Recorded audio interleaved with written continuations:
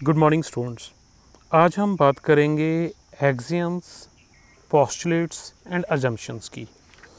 Axioms ये जो topic है ये बीएड के अंदर नॉर्मली शॉर्ट आंसर में आता है, लेकिन कभी कभार ये फंडामेंटल ऑफ लॉजिक के साथ 16 नंबर में भी आ जाता है। तो आज हम इसको डिस्कस करेंगे। पहले तो हम इसका मीनिंग करते हैं कि जो पोस्टुलेट्स हैं, पोस्टुलेट्स होते क्या हैं। पोस्टुलेट्स होते हैं अभिगृहित, हिंदी में बोल देते हैं इनको अभिगृहित।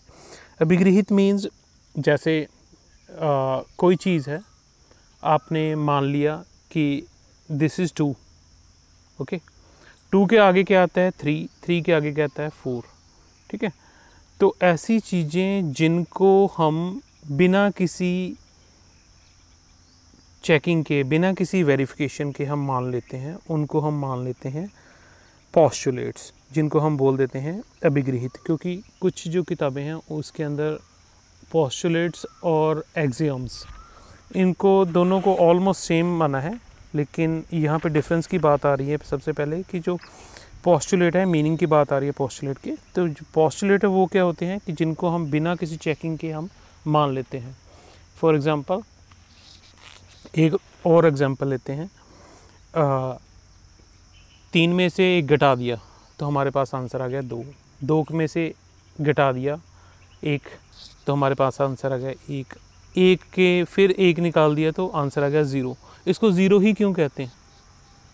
तो इसका कोई प्रूफ नहीं है, इसको एज इट इज़ ही मानना पड़ रहा है कि 0 मीन्स 0।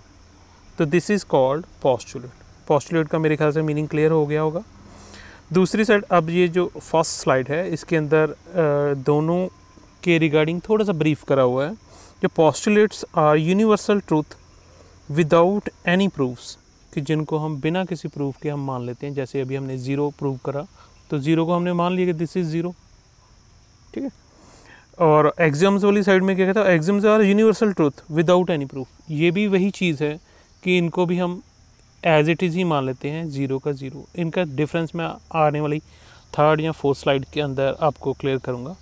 फ़िलहाल एक्सियम और ट्रूथ जो पोस्टुलेट है उनको यही मानिए कि वो विदाउट एनी प्रूफ हम उनको मान लेते हैं। Postulates are assumption use specifically use for the geometry. जैसे जो भी त्रिभुज के तीनों कोनों का जोड़ जो है वो 180 डिग्री होता है। जो 180 डिग्री है उसको 180 डिग्री कहते हैं। इसको ट्रायंगुलर जो शेप होती है इसको ट्रायंगल बोल देते हैं, या 3 साइडेड जो शेप है उसको ट्रायंगल बोल देते हैं। These are the postulates only. और जो मेजरली जो इनका प्रयोग जो है वो हम ज्योमेट्री के अंदर करते हैं। Axioms are assumptions use throughout mathematics and not specifically geometry. Means सिर्फ ज्योमेट्री की बात ही नहीं करेंगे हम पोस्टुलेट के अंदर, लेकिन एक्सियम के अंदर, लेकिन हम पोस्टुलेट के अंदर हम ज्योमेट्री की मेन बात करेंगे, क्योंकि ज्योमेट्री जो है वो सारी ही अजम्पशंस के ऊपर बेस्ड है। नेक्स्ट बात आती है मीनिंग ऑफ एक्सियम्स। एक्सियम होते क्या हैं? एक्सियम जो है वो ग्रीक के जो वर्ड है एक्सियम, उससे निकला हुआ है, जिसका मीनिंग होता है टू डीम वर्दी, कि जिसकी जो प्रयोग करने के योग्य है, या जिनकी वर्थ है, जिनका हम प्रयोग कर सकते हैं। तो इसके जिसको फर्दर मॉडिफाई किया गया है टू रिक्वायर, और रिक्वायर मीन्स फिर आगे इसकी मॉडिफिकेशन हुई नेक्स्ट कुछ सदियों बाद, तो इसको मान लिया गया एक्सियोस। एक्सियोस में 2 चीज़ें आ गई। पहले तो आ गई कि बीइंग इन बैलेंस, और दूसरी चीज़ आ गई सेम वैल्यू। मीन्स वो वैल्यू जो हम प्रयोग में लाते हैं और जिसकी ज़रूरत भी है हमें, लेकिन बिना किसी अजम्पशन के हम उनको मान लेते हैं, एज इट इज़ ही मान लेते हैं, सेल्फ एविडेंट होती हैं, विदाउट एनी प्रूफ, उनको हम एक्सियम्स बोल देते हैं। और अगर हम एक्सियम्स का ब्रीफ करें एक लाइन के अंदर, तो एक्सियम्स क्या हैं? एक्सियम में be known as a common opinion और नोशंस। ऐसा प्रारूप है जो मान लिया गया है, जो अपने आप को स्वयं सिद्ध करता है। दूसरे शब्दों में हम एक्सियम को हिंदी में स्वयं सिद्ध बोलते हैं, कि इनको किसी प्रूफ की ज़रूरत नहीं पड़ रही है। नेक्स्ट बात आती है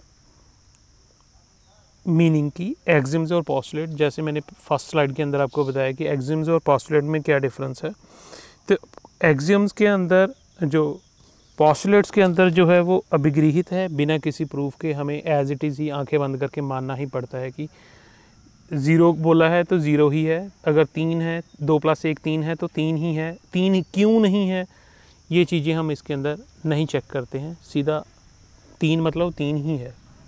ओके, तो इनको हम बिना किसी प्रूफ के मान लेते हैं। और पोस्टुलेट की बात आती है कि पोस्टुलेट जो है उनको हम स्वयं सिद्ध कहते हैं, कि जैसे स्वयं सिद्ध, जैसे कि 2 + 3 3 हो गया। अब स्वयं सिद्ध इसमें क्या यूज़ करेंगे कि 2 + 1 = 3 है, और दोनों साइडों में अगर हम 1 1 ऐड कर देते हैं, मीन्स 2 + 1 + 1 = 3 + 1, मीन्स 2 + 1 लेफ़्ट साइड की बात करें पहले, तो 2 + 1 + 1 जो है वो भी 4 है, और 3 + 1 भी 4 है। कुल मिला के अगर हम प्रूफ की बात करें, प्रिंसिपल क्या बनता है इसके ऊपर, if the same digits are added in left and right side of a digit whose relations are equal, तो दोनों का आगे हम जो कोई एडिशन करते हैं सेम डिजिट की, वो भी एडिशन में भी सेम आंसर ही आता है। मीन्स आपने लेफ़्ट साइड में भी अगर 1 ऐड करा है, पहले तो हम बात करते हैं 2 + 1 + 1, तो लेफ़्ट साइड में हमारे पास बन गया था 2 + 1 3 + 1 4, तो अल्टीमेटली आंसर जो है लेफ़्ट साइड में वो 4 आ गया था। इसी ढंग से राइट साइड में जो है वो 3 + 1 = 4 आ गया था। इससे पहले जो स्टार्ट कहाँ से हुआ था, फर्स्ट प्रिंसिपल की बात करें कि जो 2 + 1 लेफ़्ट साइड में किसके बराबर था, 3 के बराबर था। मींस लेफ़्ट हैंड साइड और राइट हैंड साइड दोनों बराबर थी। क्यों बैलेंस थी, क्योंकि वहाँ पे भी 3 था 2 + 1 लेफ़्ट साइड में, और राइट साइड में भी 3 था, तो बाद में हमने 1 1 ऐड करा दोनों साइडों में। तो ये प्रिंसिपल क्या बनता है कि प्रिंसिपल बनता है कि अगर कोई चीज़ है, things which are equal to the same things are equal to one another, things which are equal to the same things are equal to one another, means left side में भी हमने 1 ऐड करा और राइट साइड में भी हमने 1 add करा। If equals are added to equals the wholes are equal, ठीक है। लेफ़्ट साइड में भी पहले इक्वल का साइन का इक्वलिटी का साइन था, 2 + 1 और बराबर है 3 होता है, इन दोनों के बीच में रिलेशन क्या था, इक्वलिटी का। बाद में हमने एक और ऐड कर दिया, 2 + 1 + 1 कर दिया, तो भी इक्वल टू 4 बनता है, और राइट साइड में भी 3 + 1 = 4 बनता है। तो सेकंड मेरे ख्याल से प्रिंसिपल क्लियर हो गया होगा आपको। Things which coincide with one another are equal to one another, जो ये भी लॉ ऑफ एसोसिएशन जो है इसके ऊपर लागू हो रहा है। Things which are double of same things are equal to one another, कि अगर हम 2 से मल्टीप्लाई करते हैं, डबल करते हैं, तो भी सेम ही रहता है। मीन्स 2 + 1 को मल्टीप्लाई करते हैं ब्रैकेट में रख के 2 के साथ, और उधर 3 को भी राइट साइड में 3 को भी 2 से मल्टीप्लाई करते हैं, तो आंसर जो है वो सेम रहता है। Things which are halves of same things are equal to one another, इसी प्रकार से अगर जो 2 + 1 को ब्रैकेट में रख के 2 से डिवाइड करते हैं, मीन्स हाफ करते हैं उसका, और 3 का भी हाफ करते हैं, तो भी हमारे पास आंसर जो है वो 1.5 ही आता है। मेरे ख्याल से जो एग्जाम्स है वो क्लियर हो गया होगा आपको। जो पोस्टुलेट था, वो पोस्टुलेट हमने बात करी थी कि जो प्रिंसिपल है हम चेक ही नहीं करते, उसका फर्स्ट प्रिंसिपल ही नहीं चेक करते। जैसे मैंने एग्जांपल ली थी कि 4 में से 1 निकाल दिया, ये 4 में से 2 निकाल दिया, तो हमारे पास आंसर आता है 2, और 2 को अगर फर्दर 2 में से फिर 2 निकाल दिए, तो हमारे पास आंसर आता है 0।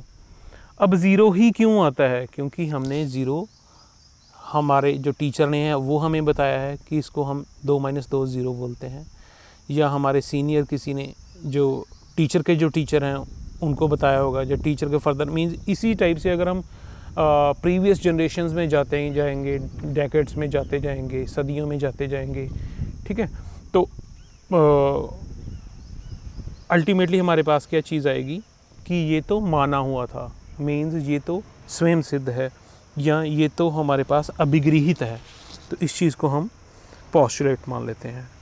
ठीक है, तो हमने पोस्टुलेट की दोबारा मैं एक बार रिवाइज़ करता हूँ कि जो यूक्लिड थे, यूक्लिड जो थे उन्होंने ही ज्योमेट्री का जो है ही वाज परफाउंडर, ज्योमेट्री का जो पिता है उनको यूक्लिडियन को माना जाता है। तो उन्होंने क्या माना था कि एक स्ट्रेट लाइन ड्रॉ करने के लिए एक पॉइंट से लेकर दूसरे पॉइंट को जोड़ना पड़ता है।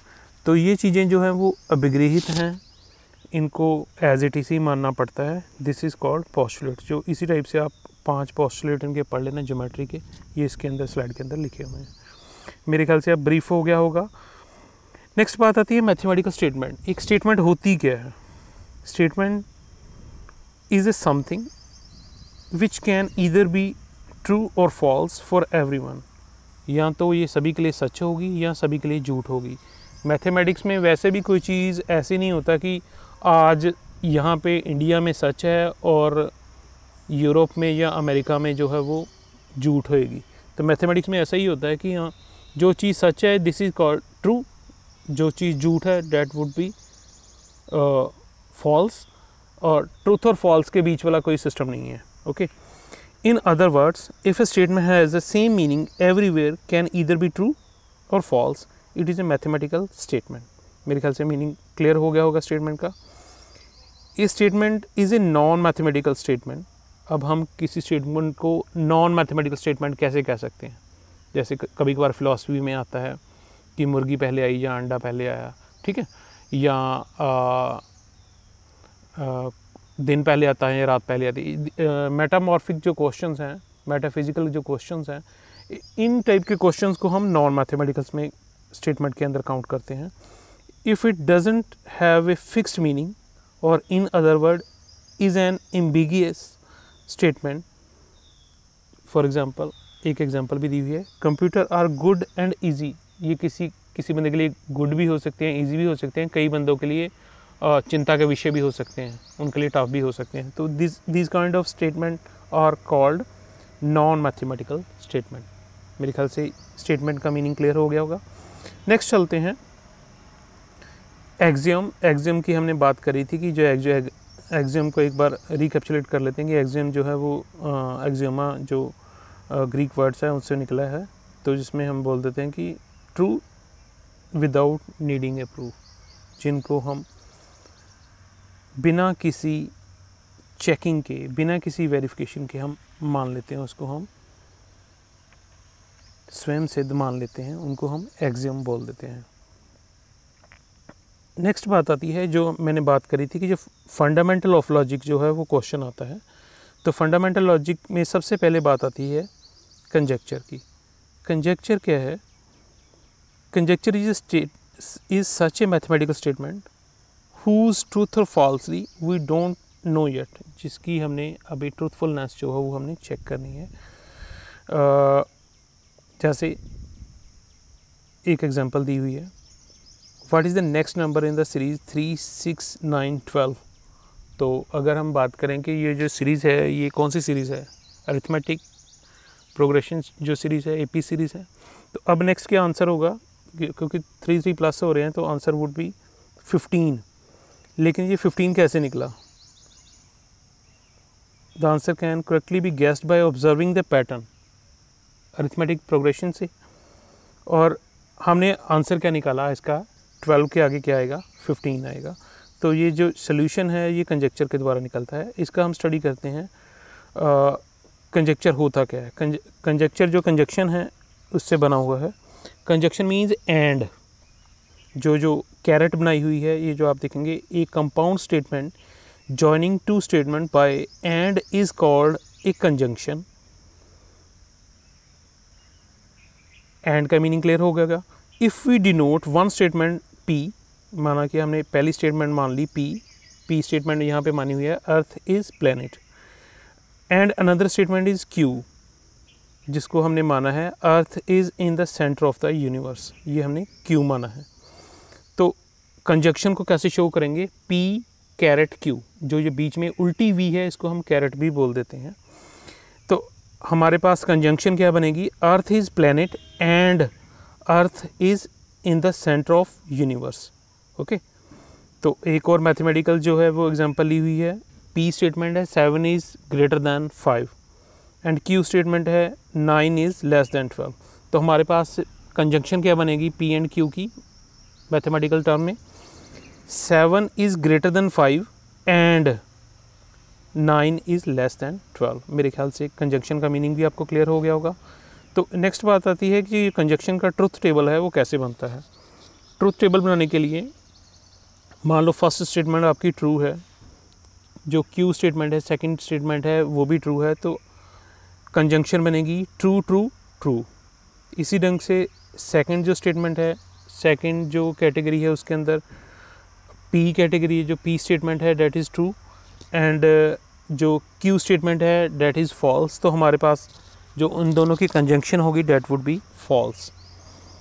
इसी ढंग से पहली भी फॉल्स है स्टेटमेंट, दूसरी भी स्टेटमेंट फॉल्स है, तो अल्टीमेटली हमारे पास कंजंक्शन क्या बनती है, फॉल्स। मेरे ख्याल से ट्रूथ टेबल आपको क्लियर हो गया होगा कि दोनों में एक भी फॉल्स है तो वो फॉल्स में जाएगा। ओके, नेक्स्ट बात आती है डिसजंक्शन की। डिसजंक्शन को हम बोल देते हैं और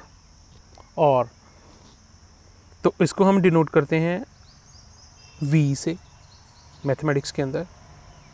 पहली स्टेटमेंट है earth is planet and Q statement है earth is in the centre of universe.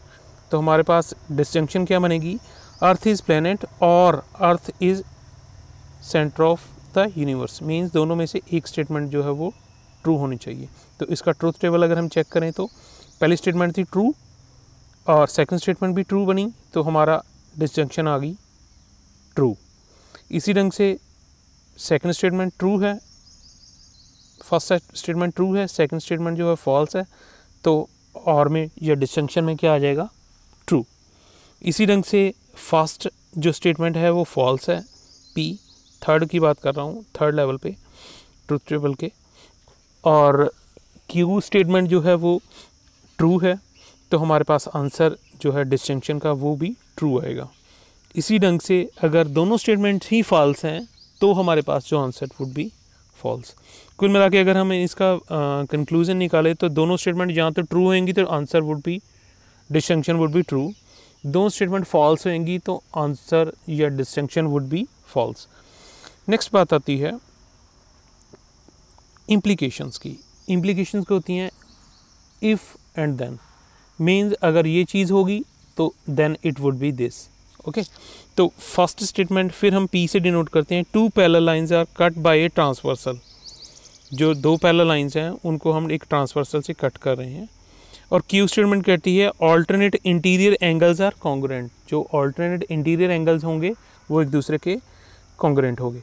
तो हमारे पास जो इम्प्लीकेशंस होगी क्या, if two parallel lines are cut by a transversal then alternate angles are congruent. तो जो ऑल्टरनेट एंगल हैं वो जो होंगे वो एक दूसरे के कॉन्ग्रुएंट होंगे। तो पहली कंडीशन क्या थी, if parallel lines are cut by a transversal. तो इफ़ क्या था कि दो पैरेलल लाइंस, दो जो समांतर रेखाएं हैं उनको कट कौन सी लाइन कर रही है, ट्रांसवर्सल लाइन। तो क्या होगा कि जो उनके इंटीरियर जो एंगल्स हैं वो एक दूसरे के कॉन्ग्रुएंट होंगे। इसका एक ट्रूथ टेबल चेक करते हैं। ट्रूथ टेबल के अंदर की जो है फर्स्ट जो है पी स्टेटमेंट के अंदर ट्रू है तो क्यू भी ट्रू है, तो आंसर वुड बी ट्रू।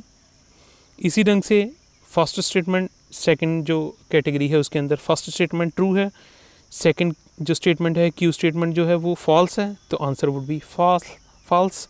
इसी ढंग से जो थर्ड कैटेगरी है ट्रूथ टेबल के अंदर, जो फर्स्ट स्टेटमेंट फॉल्स है, सेकंड स्टेटमेंट ट्रू है, तो आंसर वुड बी ट्रू। इसी ढंग से दोनों ही फॉल्स हैं तो आंसर वुड बी, इम्प्लीकेशन जो है वो that would be true. Next बात आती है इक्विवेलेंसी की। इक्विवेलेंसी में क्या है, इक्विवेलेंसी में दो इफ़ एंड देन आ गए। मीन्स अगर हम मैथमेटिक्स में बात करें इफ़ एंड ओनली इफ वाली कंडीशन आ गई तो सीधा मैं इसका ट्रूथ टेबल ही आपके साथ शेयर करता हूँ। जो पहली जो स्टेटमेंट है, पहली रो देखेंगे आप ट्रूथ टेबल की इक्विवेलेंस के अंदर, जो ट्रू है तो P इम्प्लाइज Q, जो ट्रू निकलता है। इसी ढंग से Q इम्प्लाइज P निकलता है, जो वो भी ट्रू निकलता है। और दोनों का जो कॉम्बिनेशन है इक्विवेलेंसी के अंदर, वो भी हमारे पास ट्रू निकलता है। अब सेकंड रो की बात करते हैं ट्रुथ टेबल के।